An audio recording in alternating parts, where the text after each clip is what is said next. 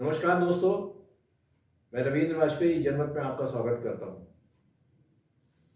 गत दिवस उत्तर प्रदेश में 58 विधानसभा सीटों के लिए मतदान हुआ। तकरीबन 60 से 61% मतदाताओं ने अपने मताधिकार का उपयोग किया। जो आंकड़े आए हैं उनके मुताबिक 2017 के चुनाव से ये प्रतिशत 3 कम है। लेकिन इस बहुत ही सरगर्मी भरे चुनाव में जो बात कर देखने आई, जिस तरह का विश्लेषण समाचार माध्यमों में आज मैंने देखा, विशेष रूप से इलेक्ट्रॉनिक मीडिया में, उससे ये बात हम सबके सामने परोसी जा रही है। इस पूरे चुनाव में राजनीतिक मुद्दे गौड़ हो गए और जातिगत समीकरण उभर के सामने आए। अधिकतर चुनाव विश्लेषक कल के मतदान के बाद जो अपना आकलन प्रस्तुत कर रहे हैं, उसका लबोलबाब केवल इतना ही है कि फला फला जाति ने इनके पक्ष में मतदान किया है या ये जातिगत समूह जो है गोलबंद होकर के उस पक्ष में गया है। मुस्लिम मतदाताओं की या मुस्लिम महिलाओं की मतदान केंद्रों पर उमड़ी हुई भीड़ को भी एक अलग नजरिए से देखा जा रहा है। पश्चिमी उत्तर प्रदेश की जो राजनीति है वो इन दिनों किसान आंदोलन से प्रभावित है। और किसान आंदोलन के बाद ये कहा गया कि वहां की जो सबसे प्रभावशाली जाति का समूह है जो और एक अल्पसंख्यक समुदाय है, इनके बीच में एक राजनीतिक गठजोड़ हुआ है। यह राजनीतिक गठजोड़ किसान आंदोलन के परिप्रेक्ष्य में अगर होता तो अल्पसंख्यक समुदाय को उस किसान आंदोलन से बहुत सरोकार नहीं था, ना ही उसकी बहुत बड़ी भूमिका इस किसान आंदोलन में दिखी।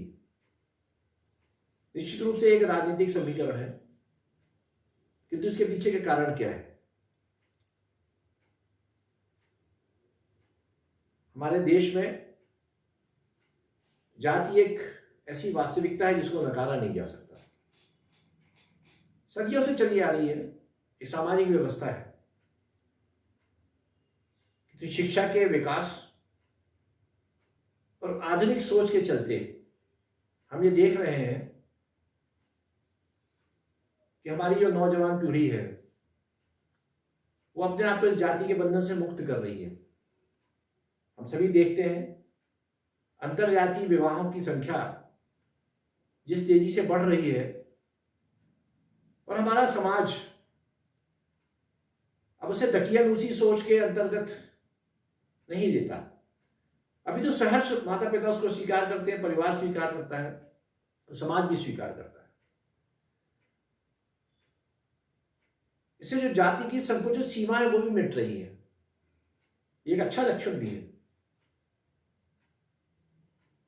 जातिगत भेदभाव ने हमारे समाज का बहुत नुकसान किया, हमारे देश का बहुत नुकसान किया। इसीलिए जब देश आजाद हुआ तो हमारे राष्ट्र नेताओं ने एक सामाजिक समरसता की भावना पैदा करने के लिए संविधान में भी कुछ व्यवस्थाएं की। उनका मूल उद्देश्य यही था कि जाति के नाम पर जो भेदभाव होता है, घृणा फैलती है, ऊंच नीच का भाव है, ये मिटना चाहिए, क्योंकि ये दुर्भाग्य का विषय है, दुख का विषय है कि राजनीति ने जमीन से खोद खोद करके जाति रूपी जहर को समाज में फैलाना शुरू कर दिया, महज वोटों की लालच में। इसके लिए कोई एक दल दोषी नहीं है, हमारा समूचा राजनीतिक प्रतिष्ठान दोषी है, पूरी व्यवस्था दोषी है। और उसका कारण यह है कि राजनीति का एकमात्र उद्देश्य किसी न किसी तरह से, किसी भी कीमत पर वोट हासिल करना है। उत्तर प्रदेश ही क्यों, जिन बाकी 5 राज्यों में भी चुनाव हो रहे हैं, वहां के आप चुनावी विश्लेषणों को देखिए। जो बड़ी बड़ी एजेंसियां, जो बड़ी प्रतिष्ठित एजेंसियां हैं, उनके चुनाव सर्वेक्षण में अनेक मुद्दे आते हैं किंतु मुख्य रूप से वो हमको यही बताने की कोशिश करते हैं कि फला जाति का इतना प्रतिशत है, फला जाति का इतना प्रतिशत है, ये वोट इधर जाएंगे, इनका ऐसे समीकरण है। और वोटों की सौदेबाजी में नए नए जातियां उपजातियां उत्पन्न हो रही हैं। चुनाव तो आते जाते रहते हैं, सरकारें बनती बिगड़ती रहती हैं और आगे भी बनती बिगड़ती रहेंगी, प्रजातंत्र चलता रहेगा। किंतु क्या ये प्रजातंत्र का सही स्वरूप है? क्या मतदान का आधार जो है वो जाति समुदाय होना चाहिए? क्या छोटे छोटे जाति समूह मिलकर के किसी भी सत्ता को ब्लैकमेल कर सकते हैं? ये एक ऐसा प्रश्न है जो आज हम सबको झकझोरता है। किंतु चिंता का जो सबसे बड़ा विषय है कि हम इस बारे में बात करने से कतराते हैं। समाज में एक ऐसा माहौल बना दिया गया है कि यदि इस बारे में कोई बात करता है तो वो चारों तरफ से आलोचनाओं का शिकार हो जाता है। तो कभी कभी ऐसा लगता है कि जिस बुराई को हमें मिटाना था उस बुराई को हम और गहराई तक समाज में उत्पन्न करते जा रहे हैं। आगे क्या होगा ये कोई नहीं जानता, क्योंकि आज के संदर्भ में देखें तो मुझे लगता है कि हम समाज को एकीकृत करने के बजाय टुकड़ों टुकड़ों में बांटने जा रहे हैं।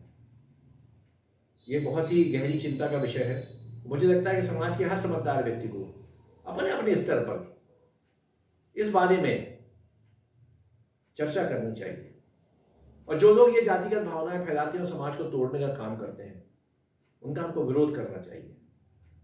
हम अपने आसपास के परिवेश में, अपने परिवार में, अपने कार्यालयों में या हम जहां कहीं भी समाज में बैठते उठते हैं, हमें इस बात की कोशिश करना चाहिए जाति एक व्यवस्था के रूप में, एक सामाजिक व्यवस्था के रूप में स्वीकार्य है, किंतु यदि वो हमारे बीच में मनभेद पैदा करने की कोशिश करती है या उसके द्वारा हमारे समाज में वैचारिक भटकाव होता है, वैचारिक दुराव पैदा होता है, तो वो स्वीकार नहीं हो सकता। मुझे आश्चर्य होता है जो लोग इस देश की सत्ता चलाना चाहते हैं, तो इस देश को दिशा देना चाहते हैं, वो देश को पीछे ले जाने का ये अपराध क्यों कर रहे हैं। ये एक ऐसा विचारणीय मुद्दा है जिस पर हम सभी को गंभीरता के साथ चिंतन करना चाहिए। न केवल चिंतन करना चाहिए अपितु हमें इस बारे में एक दिशा भी तय करनी होगी, व्यक्तिगत स्तर पर भी, सामूहिक स्तर पर भी, सामाजिक स्तर पर भी और राष्ट्रीय स्तर पर भी। क्योंकि इस तरह के मुद्दों की उपेक्षा करते रहने से ही हम बहुत लंबे समय तक न केवल गुलाम रहे बल्कि ये देश भी टूट गया। आज के इस संस्करण में इतना ही। बहुत बहुत धन्यवाद। नमस्कार।